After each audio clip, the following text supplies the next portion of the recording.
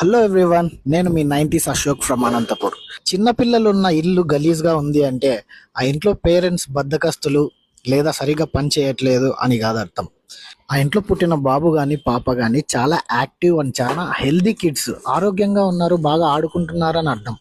So ఇక్కడ చూసారంటే morning ఇల్లు కండిషన్ ఇలా ఉంటుందన్నమాట. మార్నింగ్ 7 గంటలకి ఋషిలుగా లేయక ముందు వాడు లేచిన ఒక 1 అవర్ తర్వాత ఇలా అయిపోతుంది. బంధువులు కానీ ఫ్రెండ్స్ కానీ సొంత వాళ్ళైనా కూడా ఎవరైనా ఇంటిని చూసి జడ్జి చేసేలాగైతే మీరు రావాల్సిన అవసరమే లేదు ఇంటికి. ఓకేనా? మీరు మీ ఇళ్లలోనే ఉండండి, నీట్గా ఉన్న ఇంట్లోనే ఉండండి.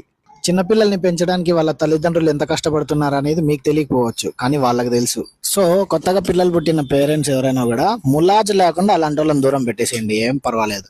మీ కిడ్స్ని మీరు మంచిగా పెంచుకోండి చాలు. మీకు ఇలాంటి హెడేక్ బ్యాచ్ ఎవరైనా ఉంటే ఫస్ట్ ఈ వీడియో డౌన్లోడ్ చేసి స్టేటస్ పెట్టేయండి. నేను చెప్పింది నిజమే కదరా రుషిల్?